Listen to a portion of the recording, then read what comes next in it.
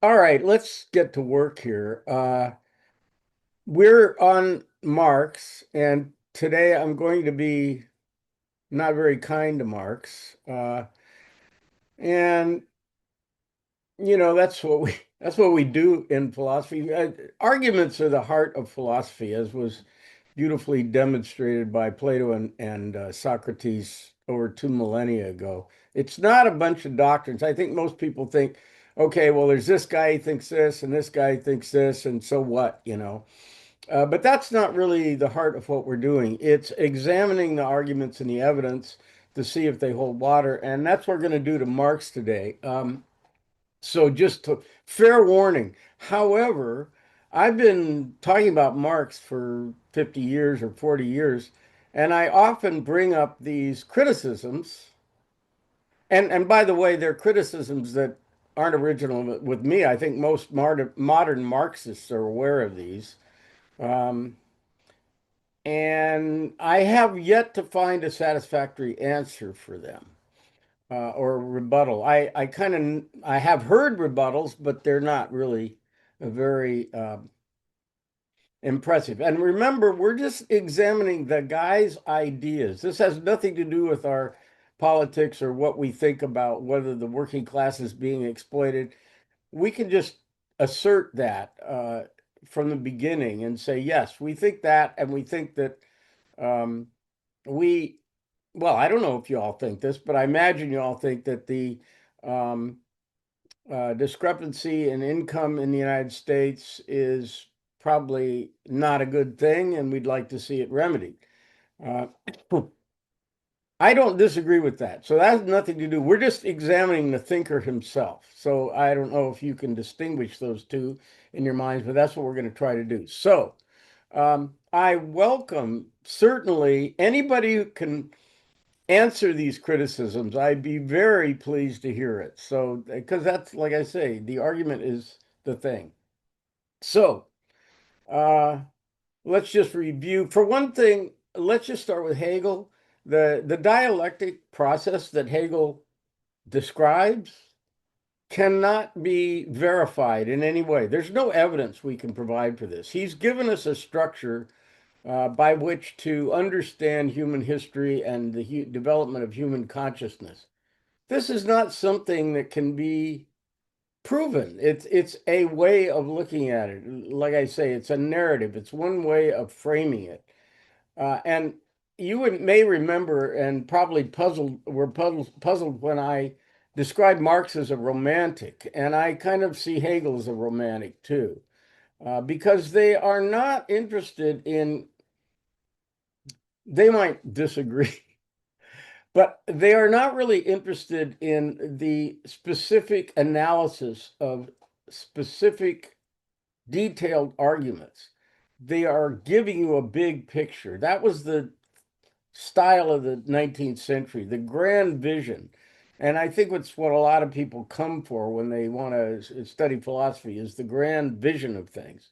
And that's what we get from Hegel. But none of the grand vision can be um, validated. We can say that it resonates with us, and that's why I call it a romantic vision. In romanticism, what we care about is what seems right to us, what feels right, what appeals to us emotionally, what really rings true to us. Those are not really scientific or logical uh, evidence for anything, just that it appeals to you. I'm sure Trump appeals to millions of people right now. There's no doubt about it.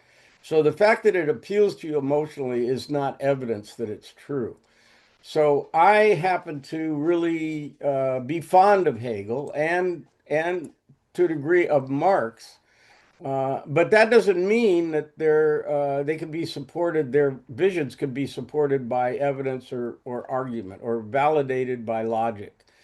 That's not what it means. So today we're going to attack Marx uh, and the premises and his conclusions.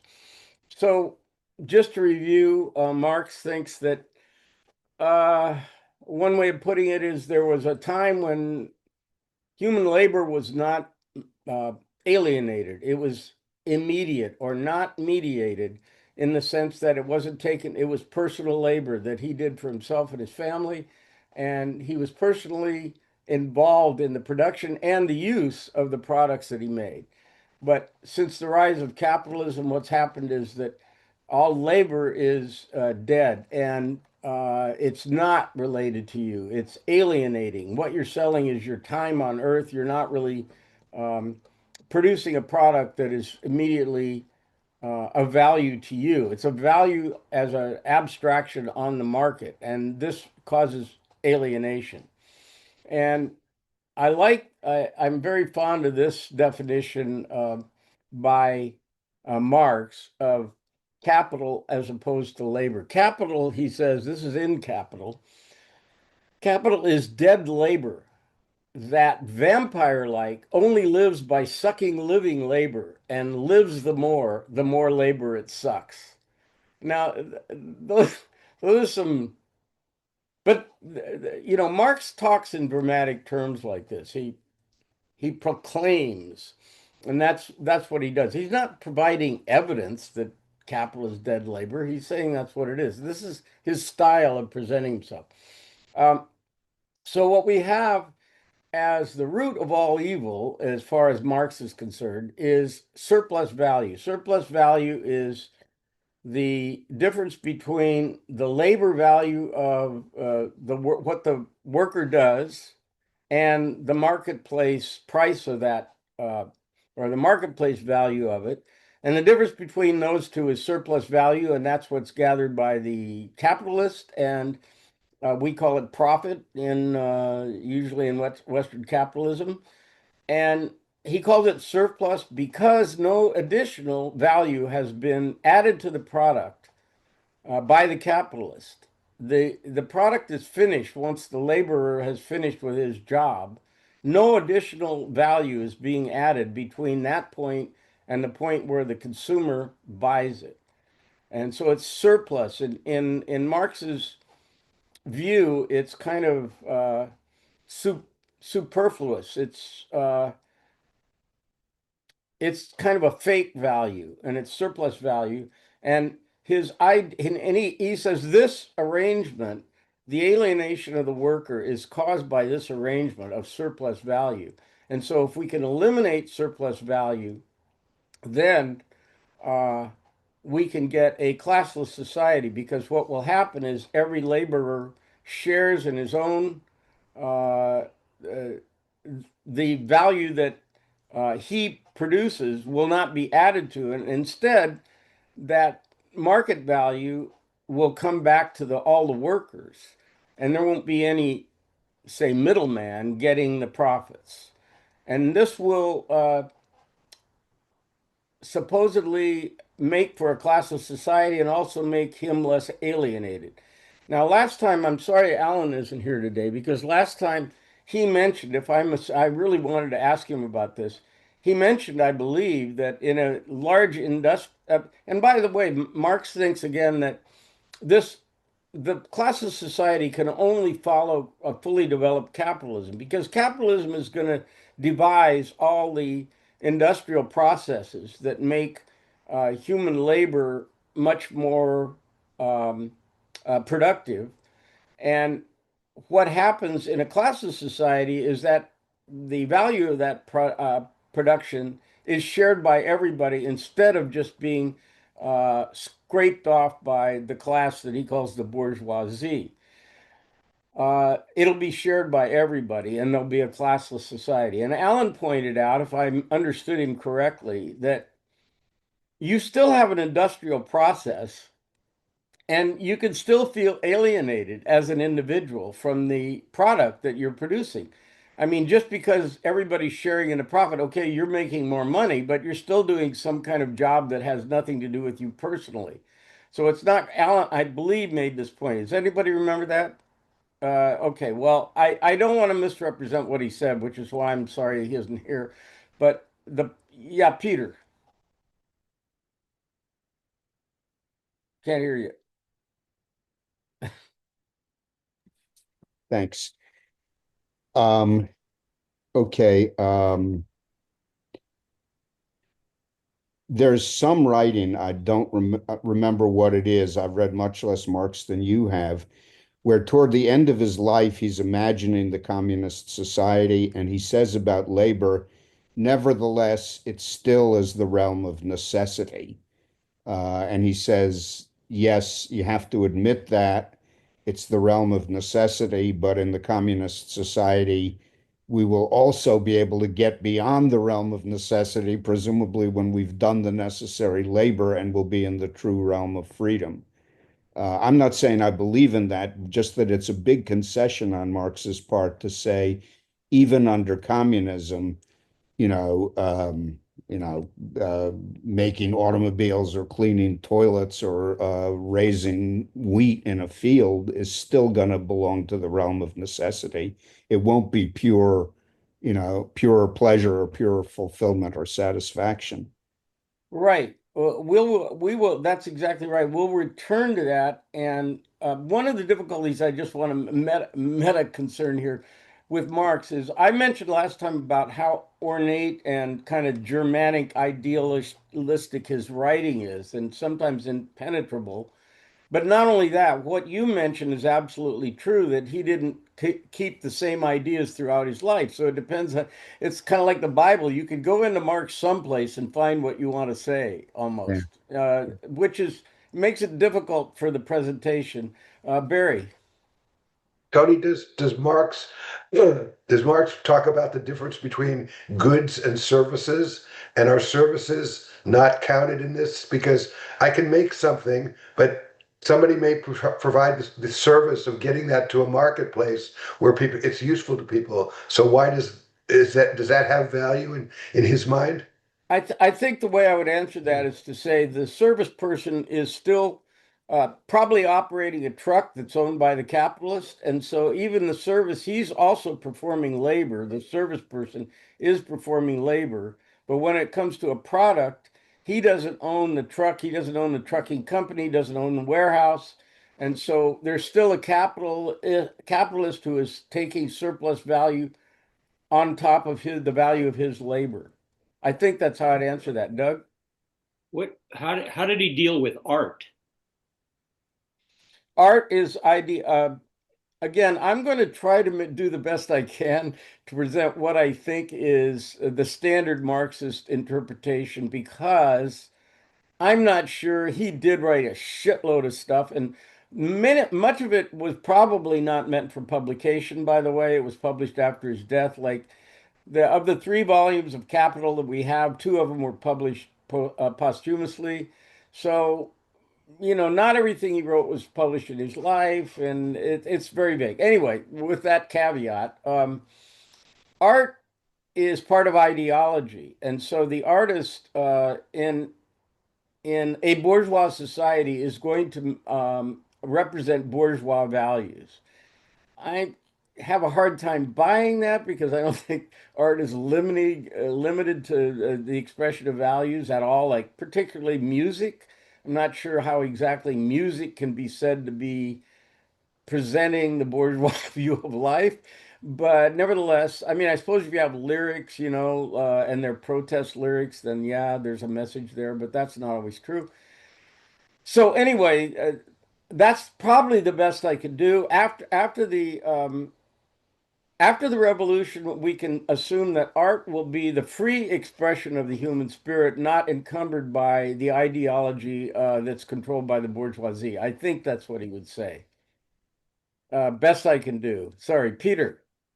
Yeah, I think there's a problem, or you Wait. could Oh, yeah. Okay. could say a contradiction in Marx's attitude toward art, because at least in the early years, he is so much against the division of labor that he likes to think, under communism, you could hunt in the morning, fish in the afternoon, herd cattle in the evening, criticize after dinner.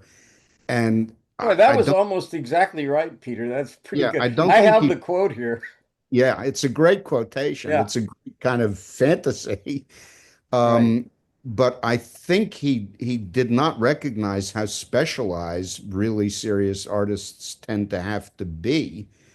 And yet, what he liked, I mean, he read and was interested in popular novels like The Mysteries of Paris by Eugène Sue, but his favorite authors were Homer and Shakespeare. He could read Greek. David McClellan says he reread all of Aeschylus, which is 7 plays, presumably in Greek, Oh my every God. year. And he quotes Dante a lot and very appositely. So I think his own appreciation of art was much deeper than any theory that he ever even tried to get started about art or literature. And he wasn't particularly interested in literature or art that was overtly ideological, although many Marxists since his time have been. Yeah, there's a whole, all these discussions, I go back and look at them, and there's so many, they're so fertile that we could go in so many directions. I think you're right about that. One thing just to take from that is that Marx was, let's not underestimate him as an intense guy with an intense intellect. I mean, I think I will affirm that. And, but I still think he made some mistakes, Oh, yeah. despite that. Did you have your hand up, Doug? What about the trades? Like masons, chimney sweeps, plumbers, things like that. Because I own my own truck. I performed labor, working on people's chimneys or their wood stoves.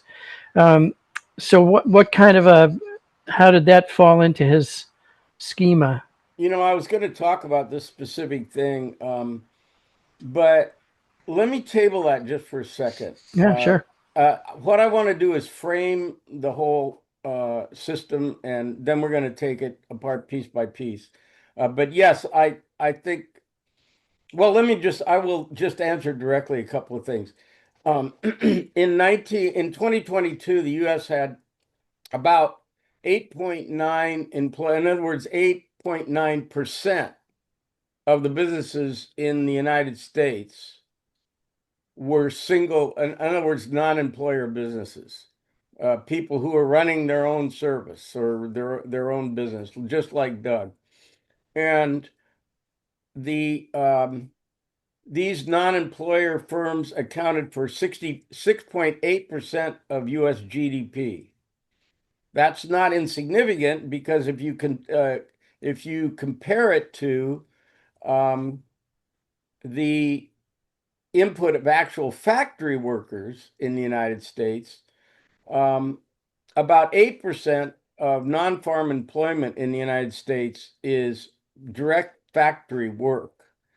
And so the numbers aren't that different from the number of people who are actually working in a factory and the number of people who are individual employers by themselves.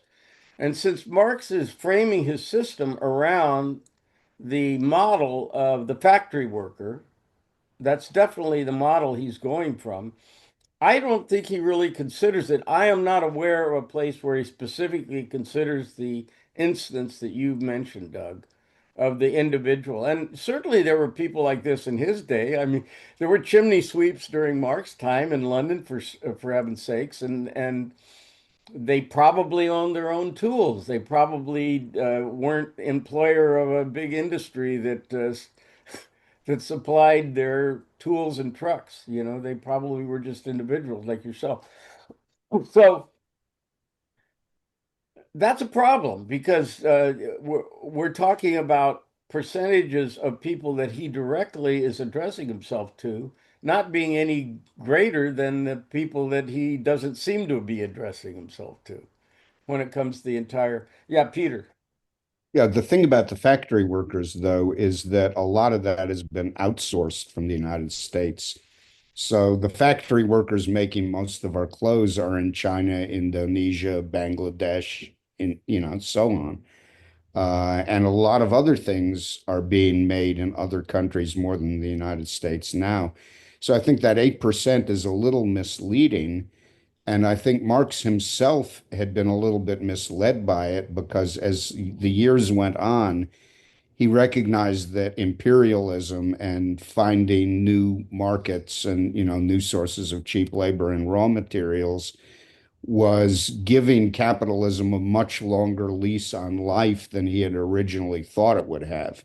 As far as he was concerned, it was just, buying time. The ultimate result would be the same. And I'm not sure he was right about that, but that's what he thought. Just as Malthus would have said, yes, we've created a lot of food, but in the long run, population will catch up with us. All right, well, you've raised another issue that I was going to get to, which is in the Communist Manifesto, Marx says workers of the world unite. And Yeah, as far as I can tell, he visualized this as a worldwide rebellion against capitalists. Well, that isn't how things have worked out. We no, still have countries, and the working people in every country are competing with the working people of every other country. And so, if you're a capitalist, you go shopping for workers in whatever the market makes available and is economical for you. So, this is the problem. yeah. The He way underestimated the importance of nationality Yeah, and its persistence. right. And so it turns out that workers of one country aren't particularly interested in the workers of the other country getting a better shake. Yeah, They're, in fact, they're quite the opposite. If you're in a union in the United States, you're pissed off when some jobs go to Asia and you have to compete with them.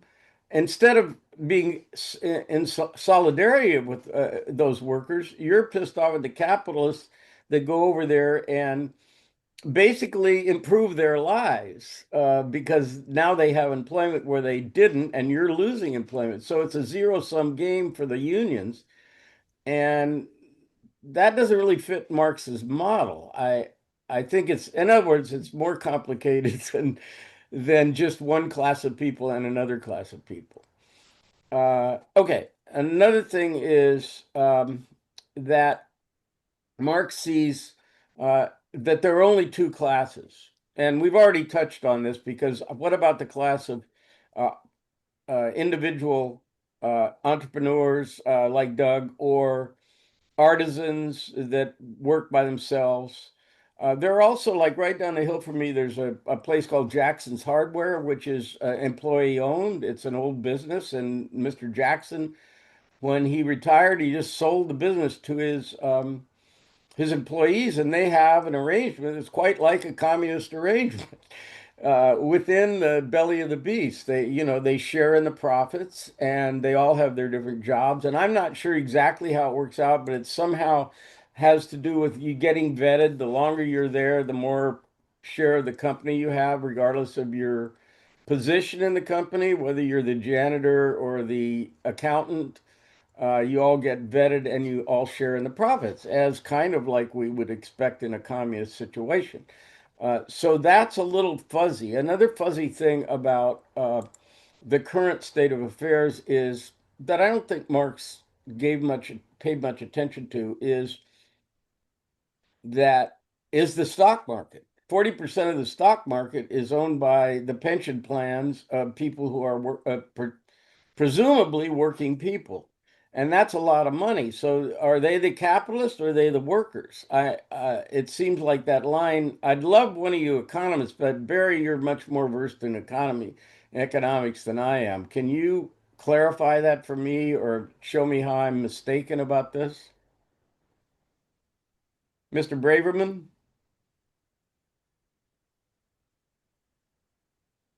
unmute yourself. Can you state the question again, Tony? I was Okay. looking at a text. What? You weren't paying attention to all my gems of wisdom? What Guilty I as said, charged. what what I said, what I said was he believes that he describes the world as being made up of two classes, separated by surplus value, those that get it and those that produce the actual Right. value. Okay. So what I said was he didn't seem to take serious account of the stock market. And I said 40% of the stock market is owned by presumably the pension plans of average working people. So are they the capitalists or are they the workers?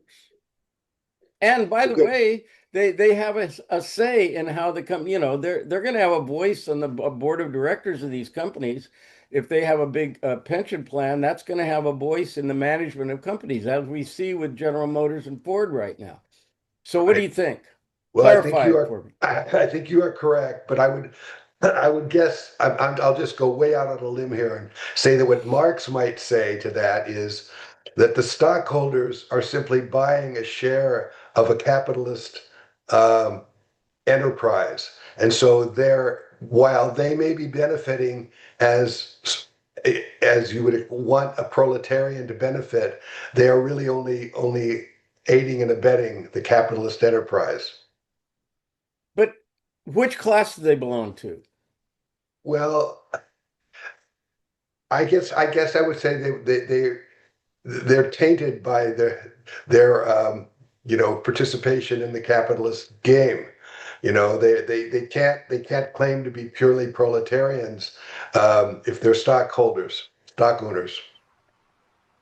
It seems to me that there's a little fuzziness here. And Marx, the thing is, it's way easier to hate the capitalists if they're a clear class of people and they don't involve like your uncle or yourself, for example. I have a pension, so Well, see, this When relates did to the pension, when were Go ahead, Doug. pensions created? When did, I mean, were there pensions? When did the stock market, well, the stock market's been around forever in some form. well, But not as it wasn't very well developed at all in Marx's time, if at all. so so we're taking sort of late era capitalism and, applying Marx to something that he had no idea about in a That's way. right. And some people have argued that it's best to look at Marx as a 19th century character and not particularly relevant, at least across the board, to current. That's been argued. Peter, you had your hand up. Yeah, I just found something out to my surprise. Everyone pretty much knows that Marx and his fairly large family were poor for years in London, even with financial help from Friedrich Engels. But in 1869, Engels sold out his part of the family textile business, settled a pension on Marx. So for the last 10 or 13 years of his life, he had some money and he actually invested some of it in stocks. Oh, I didn't know that. If he had been making a good living that way, I think, you'd have to call him a rentier, Yeah. but I don't imagine that he, got that much addition to his income by investing in stocks, but he was aware of it as a possibility. He was aware of all sorts of classes. The argument, and I'm not sure I buy the argument, but Marx's argument is there are a number of classes. At the top are the capitalists, at the bottom is the proletariat, in the middle are people like independent chimney sweeps and other independent workers or entrepreneurs who are trying their best not to slip into the proletariat, but sooner or later, according to Marx, they will. Uh, So that's, I think, his line on that. the okay, I'm sorry, Barry, go ahead, and I Yeah, have I a was just comment going to to make say, about that. I think the problem here in his thinking is he's focusing only on the individual worker and his role in all of this. He's not looking at the total wealth creation for society, and that's why that relates to your question about international trade. Yes, we capitalists will move capital to the place where they can get the most value for the workers' performance, but and this may exploit those workers in Vietnam or China just as much as they would here, but there might be a wealth creation for the overall world that he's not accounting for, so that we're actually raising the boat is raising the ships for everybody. I brought this up to Lowell a while back, and what I said was basically, look, originally a big screen TV was 20,000 bucks, and now you can get them for 500 bucks at Walmart. Uh, isn't that de facto an increase in the wealth of the working class because they can buy something their life is improved materially by a product that was made through exploitation of somebody else. I I was just asking him how we sort that out, how we think of that, how we should I mean, conceptualize it. think about the assembly line of cars. Without okay, assembly line inherently alienates labor because if in a Marxist world, each person would make one car himself completely. That car would cost an incredible amount of money. But by making cars more economically through an assembly line, think of all the value that is created for all the people that now own those cars. So how does he account for that? Well, the thing is that remember he's what's called, I don't know if we used this term last time, a dialectical materialist or a materialistic dialect. That's the term, a dialectical materialist. And it just means that he's taken Hegel's framework of this dialectic, which involves mediation and then, well, immediate and then separation. Like I use the baseball player example where you don't feel yourself and then rejoining. And he's applying that. He said Hegel was upside down. He's applying that to how the economy works. And the economy results in the ideology of the people in the civilization. So he has this, sometimes it's called architectonic view, an overarching view of what the structure of everything is. And what I'm starting to try to make a case for is that it isn't as clear. Uh, it doesn't bifurcate itself as clearly as he would like it to seem. And if it doesn't, then the whole dynamic of this thing being stretched to the breaking point, which was his major dynamic, that capitalism will eventually there'll be so much of a separation between the proletariat and the bourgeoisie that things will come unglued and there will be a revolution. Well, if you can't divide things into two classes, then that dynamic of the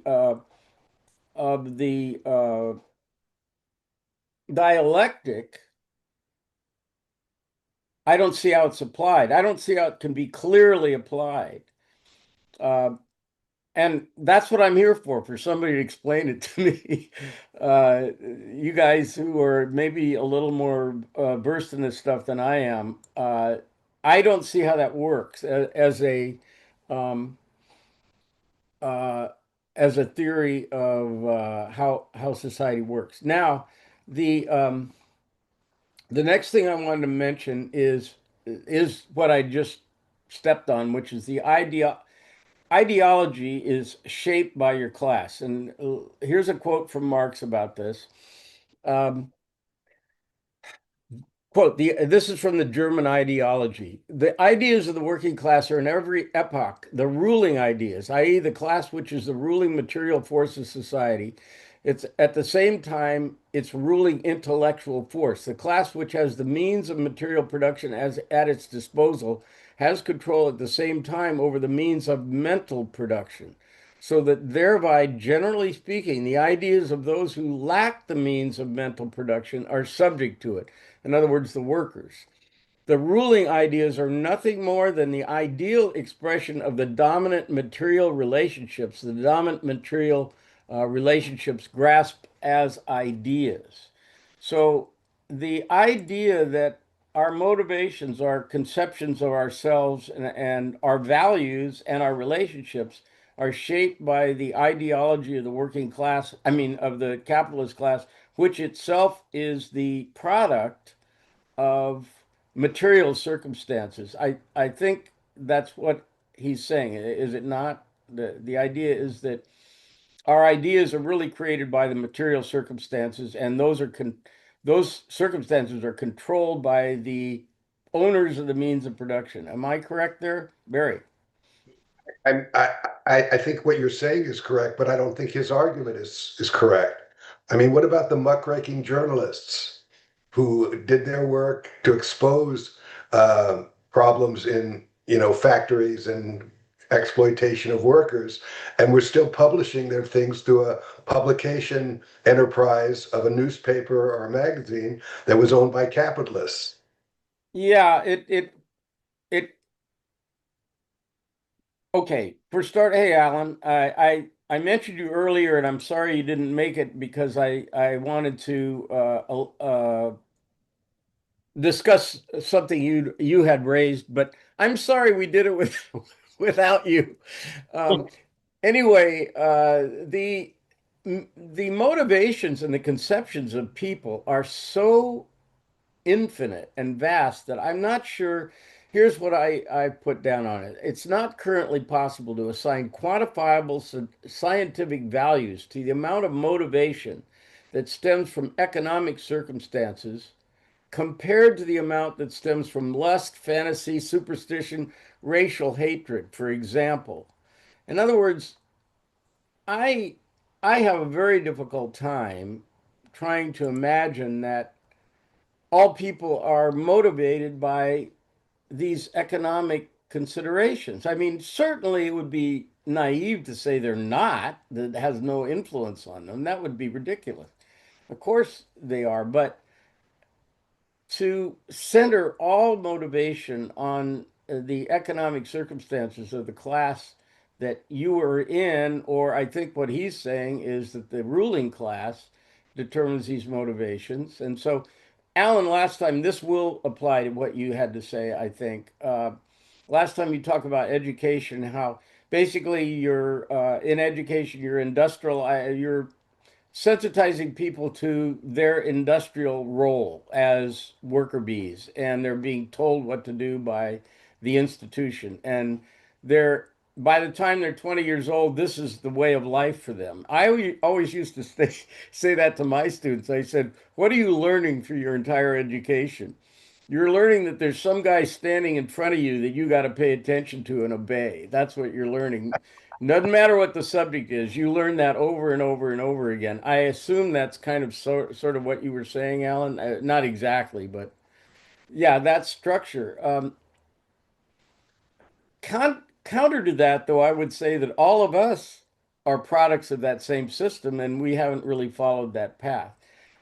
I myself don't really relate to that because I didn't feel indoctrinated. I was excited by learning everything and my friends and all that. I didn't care. Yeah, okay, that's the structure, but I'm not the structure.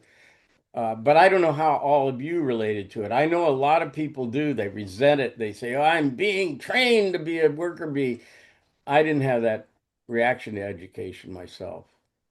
Um, you want to No, comment Tony, in on my high any of school, that? yeah, my high school vice principal, when I was sent down there for one of my many sins against the Order. indoctrination, said Good for you. your whole problem is you haven't learned to conform in your thinking.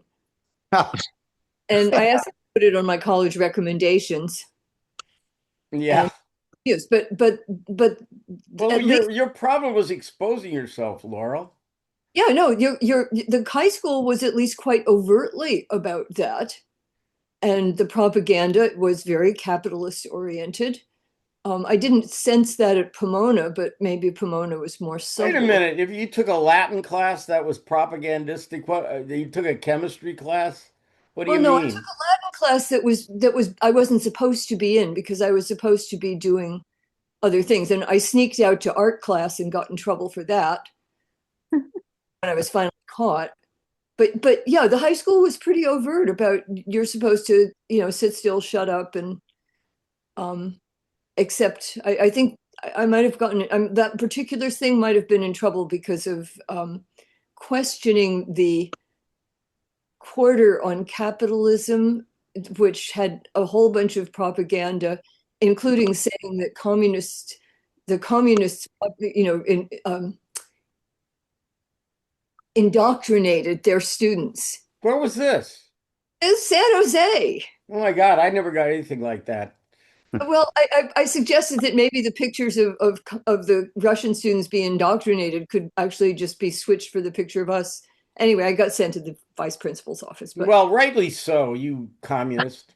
But Tony, Hey, actually, the thing I really wanted to ask about Tony is part of Marx's problem with all of this that he's looking for predicting the future in a way that's really very difficult to do, and trying to find an eternal verity that maybe data doesn't, the data can't tell you about something eternal. And doesn't Plato sort of argue there are things you can't really know? This we're going to get back to that. That's a good point, Laurel. But I don't want to. I don't. But you've been telling us about Plato, and now it comes back. Okay, Barry. Because Tony, you and I have talked about this over the years. Isn't this really a case of Marx illuminating something that is actually very true about the relationship between the worker and his product and the capitalist and so on, but trying to extrapolate it to in a much bigger arena to explain all of how society operates.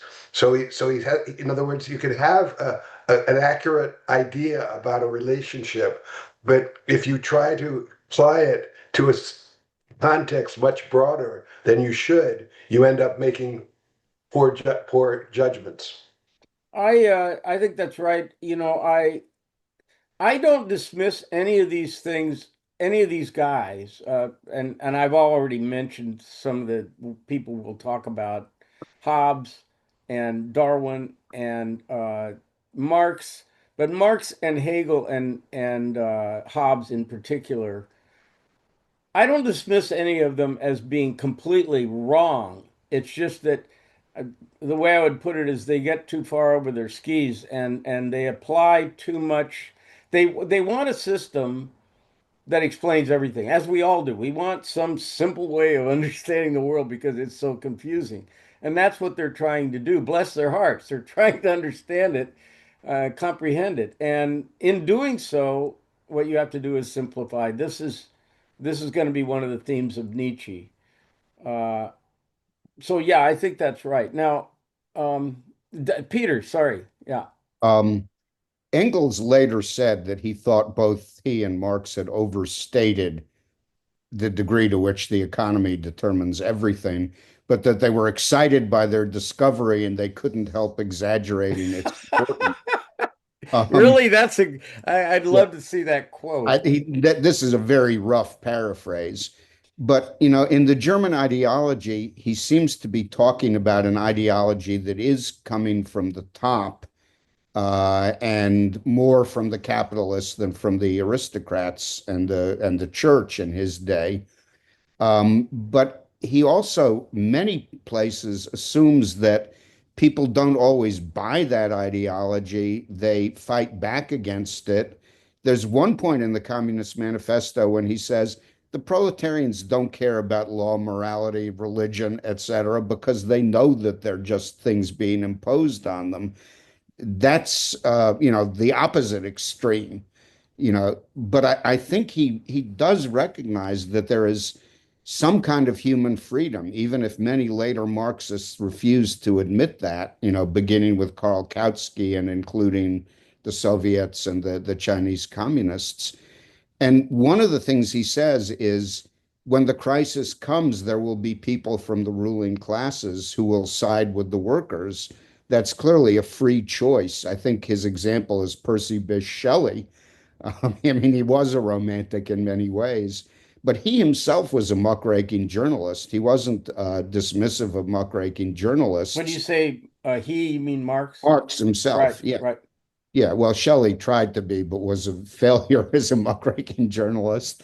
Um, he recognizes that you have a certain amount of freedom, but that you're never free of economic necessity. And under capitalism, that economic necessity has a way of like infiltrating every corner of your life. So he does seem to believe there is a good kind of family, and he had on the whole, a pretty happy family life, although they were poor. And capitalism destroys that. He has a sense that there is some kind of human freedom. It's just very battered in the world that he knows, and I think it's pretty battered in the world we know. Is it Uh, is it really though? I mean, how much of your dissatisfaction in life or your unhappiness is directly caused, aside from people who are really miserably poor? Mhm. How much of is it caused by material circumstances? I'd be quite willing to argue that people with $10 million in the bank just get just as pissed off as somebody who's making 50,000 a year, and for similar reasons. They don't have enough money. Yeah, I agree with that. But it isn't just your personal finances. You know, Marx didn't ask for very much. His wife and children would have liked there to be much more than there was. It's partly a question of what's the system that you live under. There's a D.H. Lawrence poem called Wages. I wouldn't make a great claim for it as a poem, but he says, you know, the world that we live in is like a prison. Working for wages is like being a prisoner.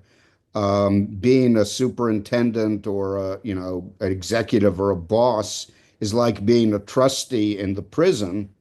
And living on your income is like being free to stroll anywhere you want to, only there are these prison walls all around you wherever you stroll.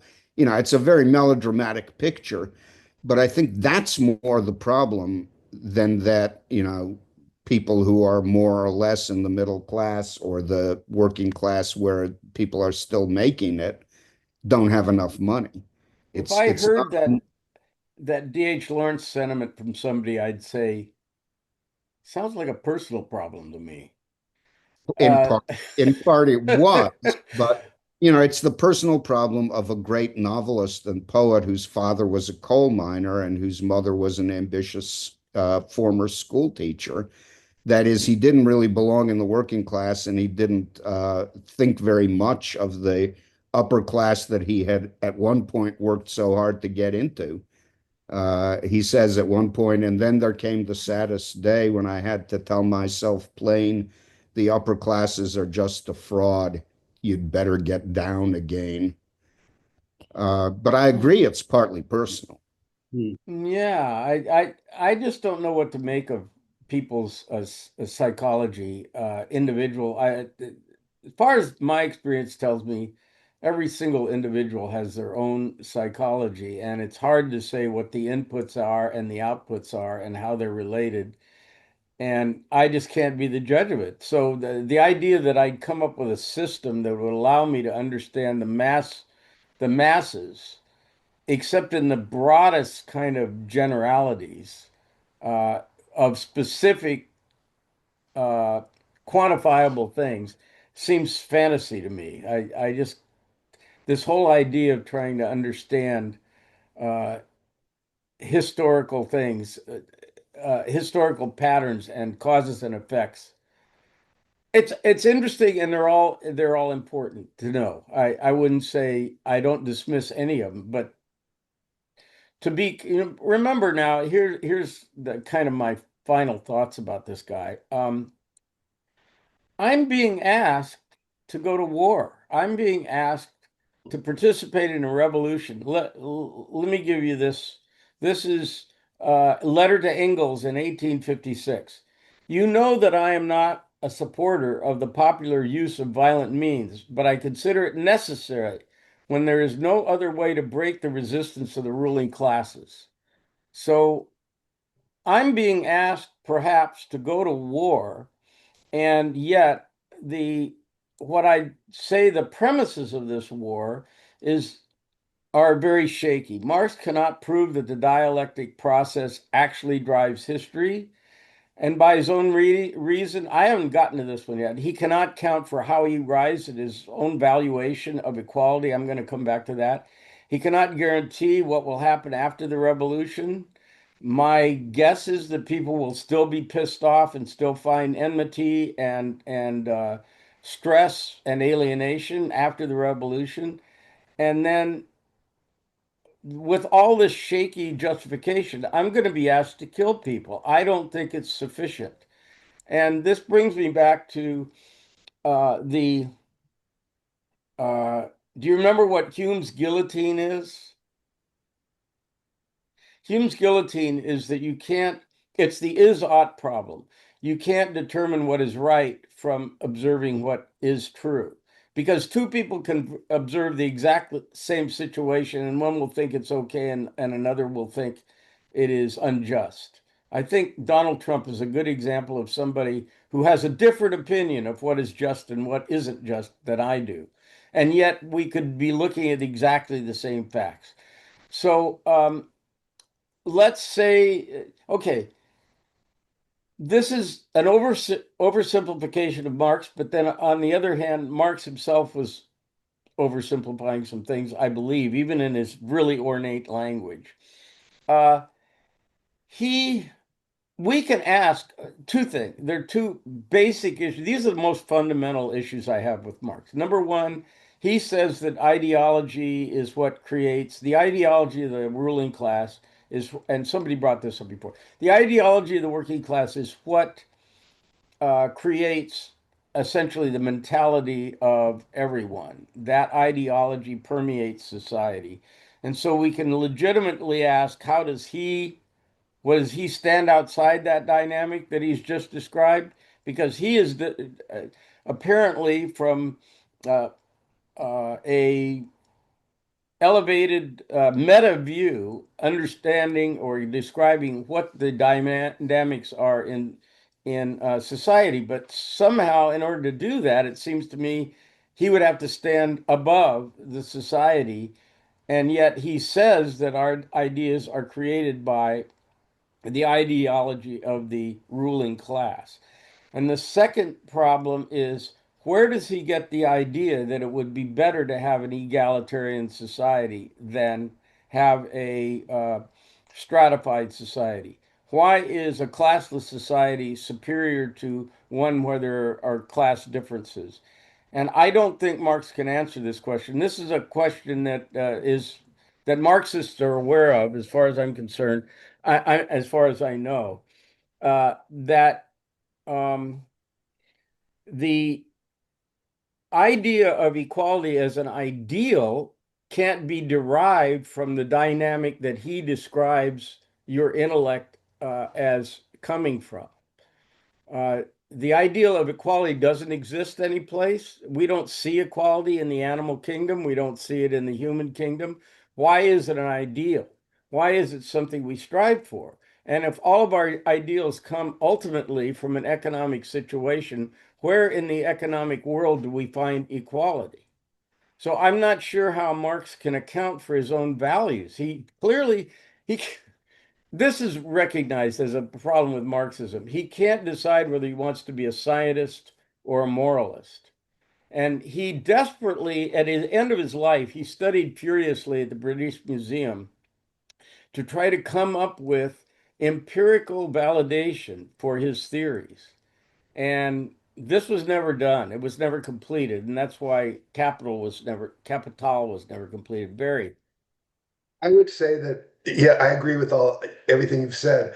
It seems to me that egalitarianism or equality is not what we should be shooting for. I think the greatest good for the greatest number is a much higher goal to reach for. And I think capitalism is a great mechanism for getting there, or is at least a potential mechanism for getting there. For example, in Marx's model, profit is an exploitive thing. It's exploiting somebody, and I would argue that in a well-regulated capitalist society, profit is actually a way of guaranteeing or ensuring that what is the output of everyone's collective labor is actually getting to benefit as many people as possible, because a capitalist who can't make profit doesn't that goes out of business, and one who does is delivering products to people or services that they actually want and is making their lives better.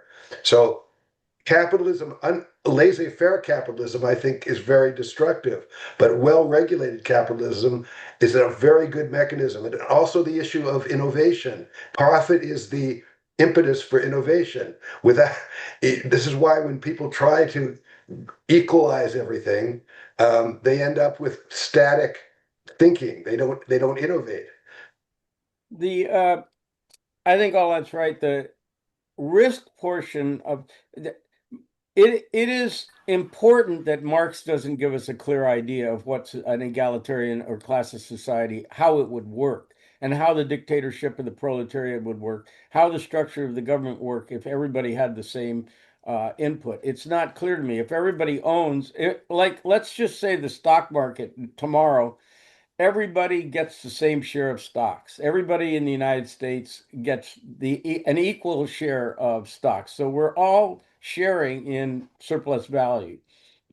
How would how would we invest then? How would we decide how to invest? Do we have a vote? Like, do we have elections every couple of months and decide what we're going to invest in? I'm not sure that's a very efficient way to run things. Usually the advances are made by nutcases that risk everything.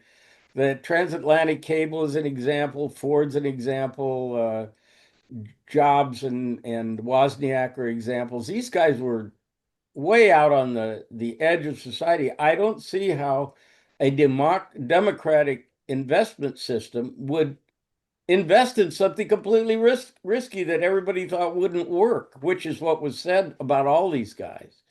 So that's an important thing that Marx doesn't address. I'm not saying it can't be addressed. I'm just saying he doesn't address it.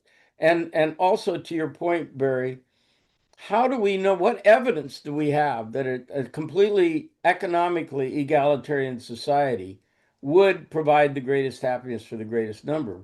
How would we substantiate that? That's a given for Marx that human beings will be happier. I have Peter's quote here, if you want to hear the word for word, how we'll live after the revolution thing.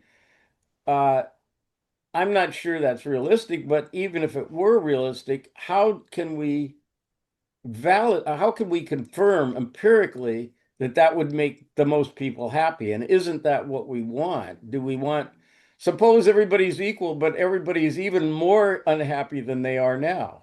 How do we know they won't be? Peter,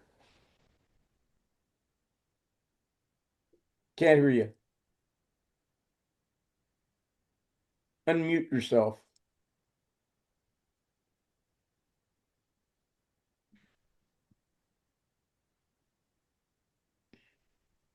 Peter, unmute yourself. I can't hear you. Did I There we unmute? go. Oh, there we go. Okay. There we go. Okay. I agree with the arguments against radical egalitarianism. I don't think absolute equality is even a good ideal, let alone a practicable ideal. There was a recent book about Marx. I only read a review of it, and I can't remember who wrote it or what it's called, that made the argument that Marx is actually more interested in freedom than he is in equality. That not the classless society will not necessarily be equal in every other way. It just won't have classes in it, which also I find a little hard to believe. But I think Marx did care about freedom, and he doesn't make a fetish of equality in the way that many socialists and communists since Marx have done. Yeah, I think that's a good thing about him. He also is very clear that capitalism has created enormous wealth.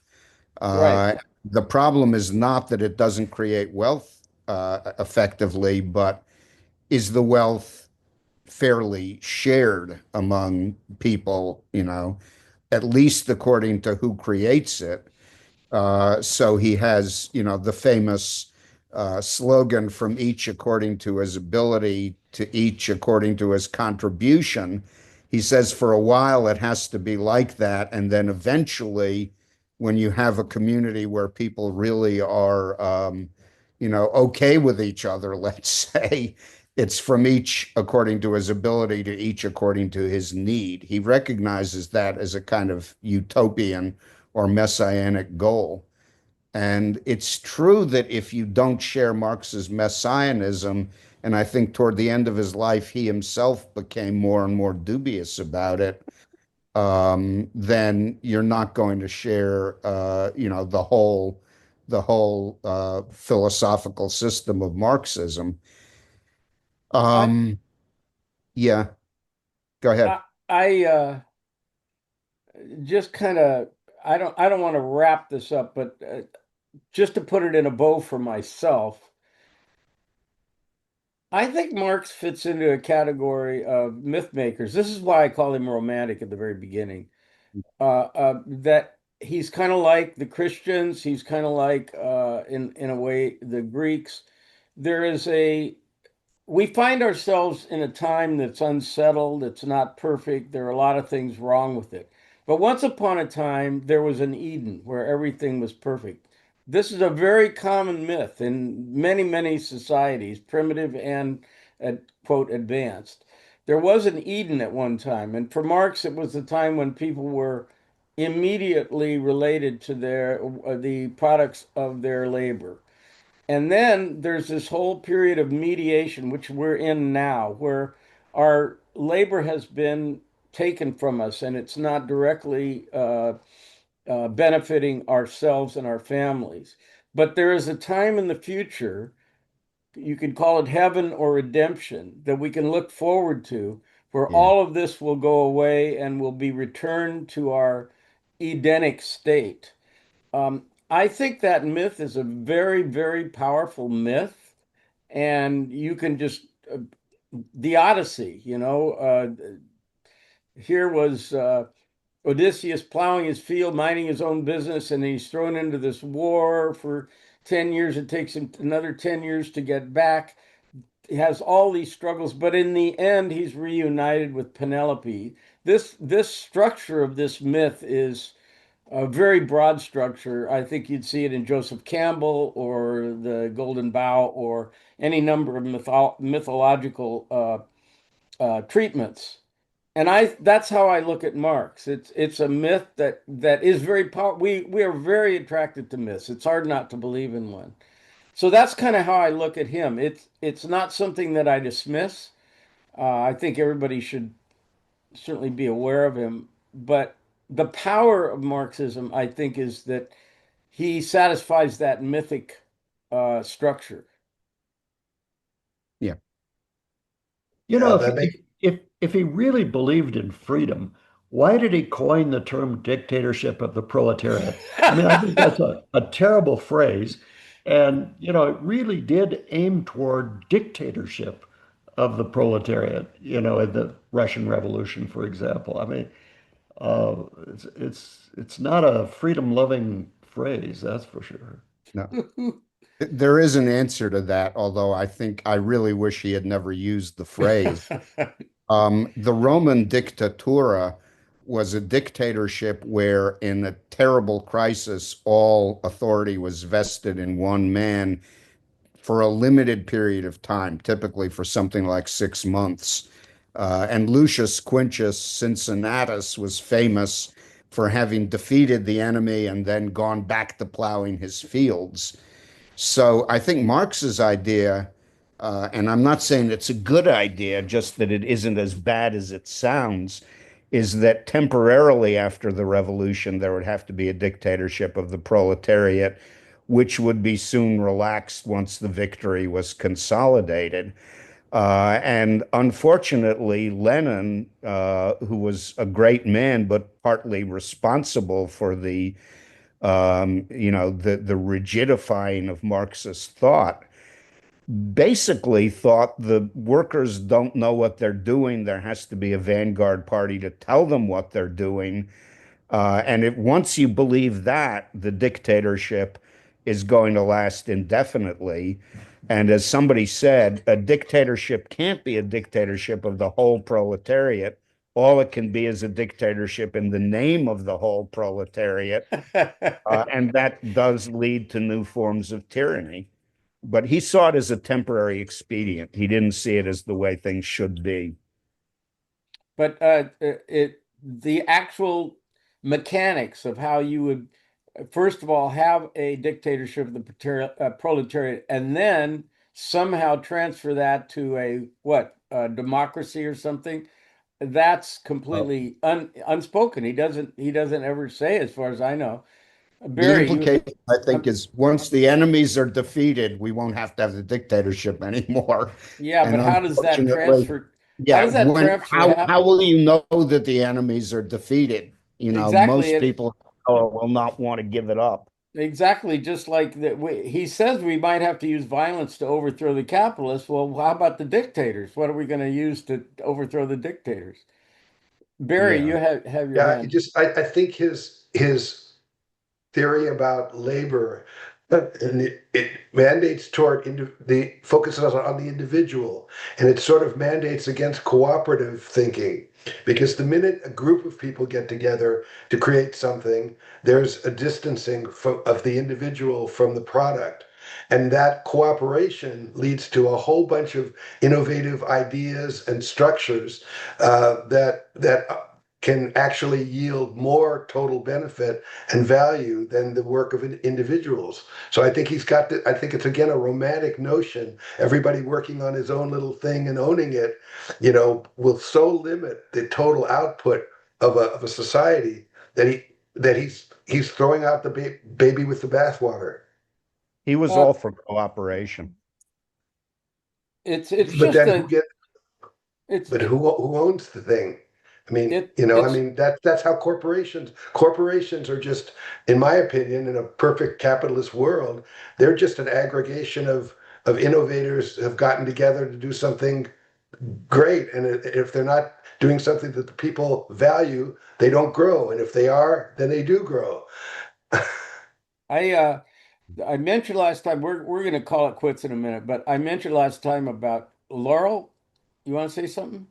Yeah, I just wanted to comment that first of all, I think an awful lot of Marx is analogous to the old Far Side cartoon of the mathematicians looking at the blackboard and say and how do you and then a miracle occurs and there's the answer. And that's really a lot of the picture of the ultimate classless society is that and then a miracle occurs. But the other comment is that on equality and inequality, there's a lot of actual empirical evidence that the higher the structural inequality, be it economic or power in a society, um, that there's a price in unhappiness, misery, lack of productivity. Yeah. And so I think it's not whether we're striving for a classless society that there's at least some reason to think that more equality, be it more access to the levers of power or more access to resources, um, has some advantages, as if you want to be evidence-based, how you get there. And that, again, um, even in the history of our country, there have been times of less inequality and more equality, and you could argue that those had some merit, but there is some evidence to support a quest for less inequality. And Um, what just one very topical thing that I mentioned last time, artificial intelligence in the next 5 years is gonna, I'm I just don't know what's going to happen, but I can't believe it's not going to be extremely disruptive because I'm already getting feeds to this morning. I got a feed on my Facebook page that advertised somebody who would write a song for not somebody, an artificial intelligence machine would write a song for you. You just tell it what to write and it'll write a song for you, and there's a little fee. And it takes 3 minutes. So that is very strange. I'm glad I'm not competing because who knows whether they'll come up. Who was it that said last time that there'll be a bestseller that's produced by artificial intelligence? Alan. And same with a hit record. How do we know that we're not going to hear a hit record in the next year that's produced by artificial intelligence? And at that point, what is art? You want to recoil and say, "Oh, well, that's not really human art." Well, if it makes somebody tear up and cry and it's very has an emotional impact, how am I going to say it's not art? How are you going to outlaw it and say, well, that's not really art? That's a very strange thing. Anyway, with regard to Marx, the point is that you don't need all these songwriters. You just have an artificial intelligence machine that's owned by an oligarchy, and you don't need all these guys that, and as Doug pointed out last time, the people that will be left are all the tradesmen that have to do stuff that artificial intelligence can't do. We're not going to have an artificial intelligent chimney sweep or uh, house cleaner, or you got to have a human being do it. And all these You could have a trades, Roomba, a sophisticated Roomba, a Tony. Roomba, yeah, well, maybe you can have a robot clean a house. I'm not so sure.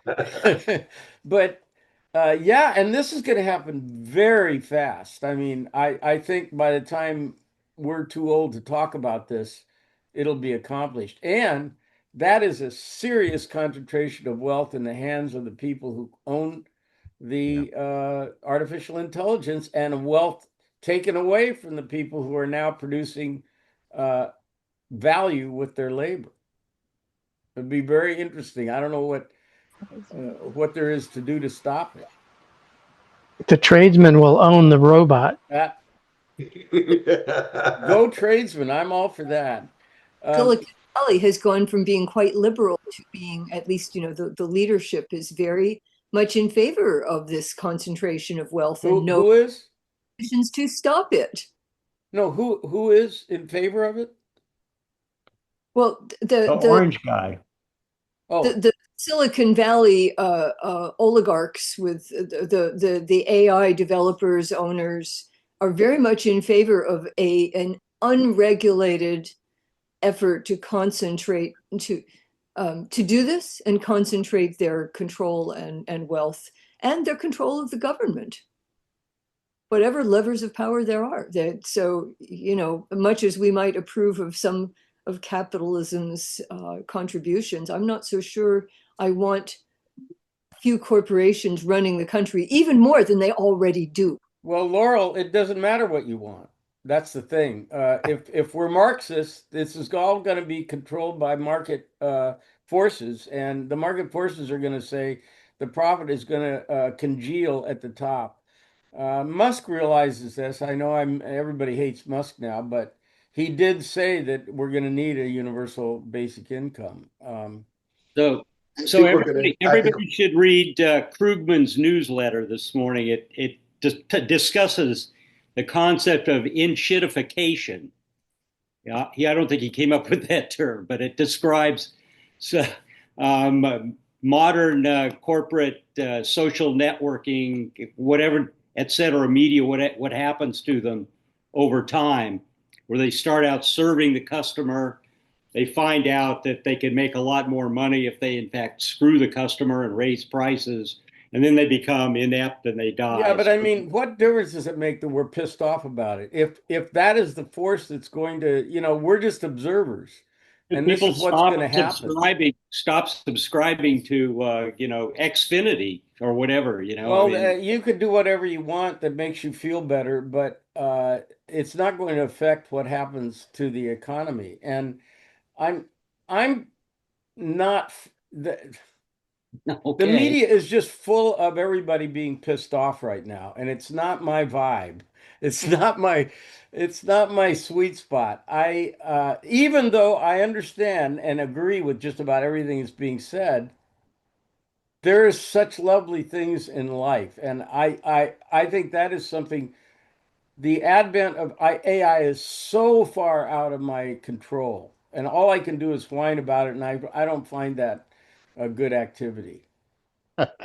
I agree, Tony, but speaking as someone in medical research, another field I do not think can be taken over by AI. Right. There you go.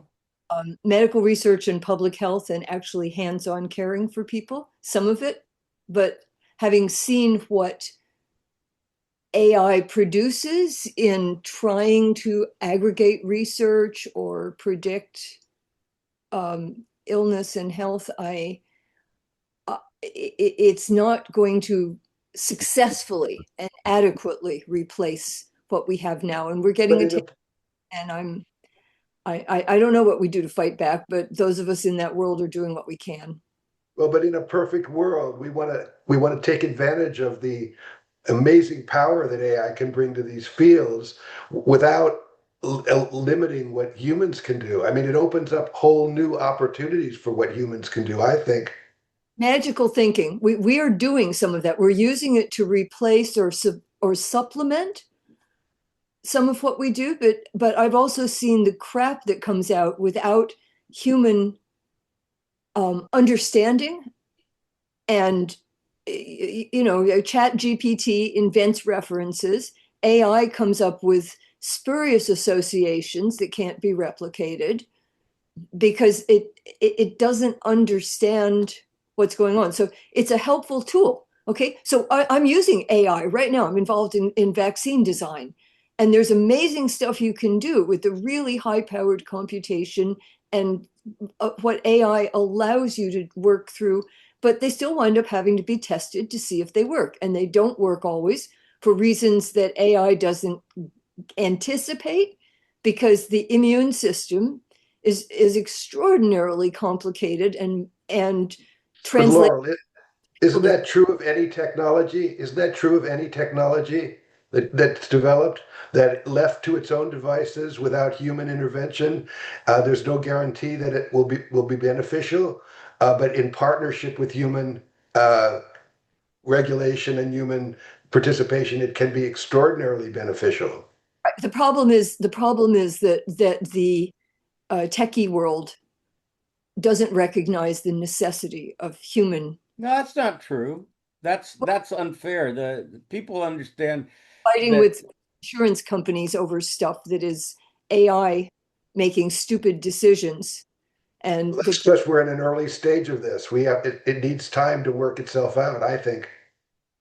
There's an Italian sociologist who recently wrote a book. I don't remember his name. I just read a review of it that argues the main purpose of AI is to control, intimidate, or replace workers. That not that there are no valuable uses for it. I recognize the truth of what Laurel's saying, but that the main social dynamic driving AI is to make sure that workers stay in a completely subordinate Well, place. That whether may be too simple, but I think I it's a think it's not very only too important motive. simple, but it's creating a devil. It doesn't matter though if that he thinks that, because it's going to happen. There's Yeah. nothing we can do to stop it, Well, and you can attribute evil uh, motives to it, but it's not going yeah. to make any difference. It's the reality now. But, as philosophers, we ought to know what truly is the motive behind it and the dynamic behind it. If that is the motive and dynamic, Well, it if helps if you even have to know it, even if we can't immediately, take revolutionary action against it, which of course we can't. if I'm a doctor and I've seen 3,000 cases of something in my lifetime, but the AI can see a billion cases of it and notice little nuances in the data that I can't notice because I don't live for 30 lifetimes. Yeah. I'm going to want to take advantage of that. And I don't care. It's not a matter of me wanting to suppress any worker or anything like that. It's what is your intended outcome. Well, use the AI, but recognize that human beings, as Laurel said, the immune system is incredibly complicated, and you want to get it from the AI, but you don't want to just automatically follow what it tells you to Well, do. no, That's all. I think that's recognized. Uh, Geez, we've gone on way too long and we could go another hour, I'm sure, with this.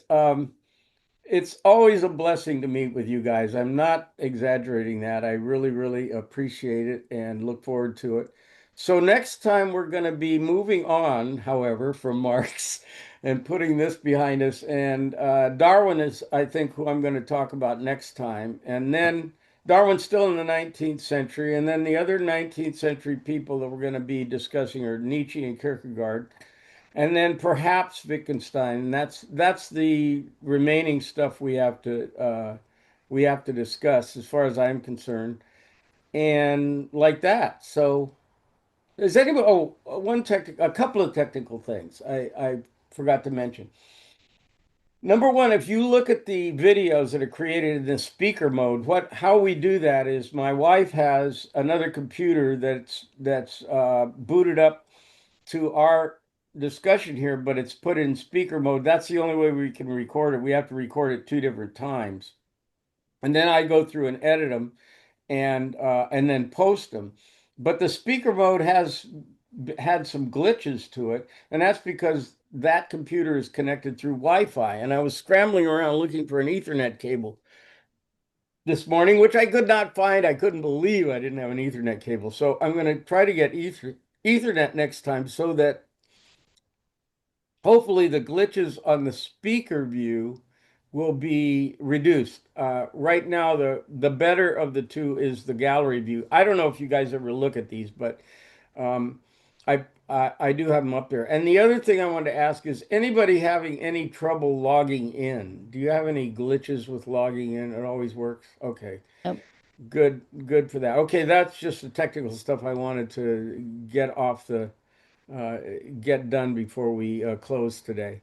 All right, so everybody have a lovely weekend, and Have we a will good see weekend. you. See you. How you doing, Ann? Oh, I'm okay. I have a Zoom with the Mississippi Arts Commission in a couple of minutes. All right. But Well, you I'm take fine. care of that. Yeah, I will. Take care, everybody. Have a good weekend. All right. Bye Bye. bye. Bye.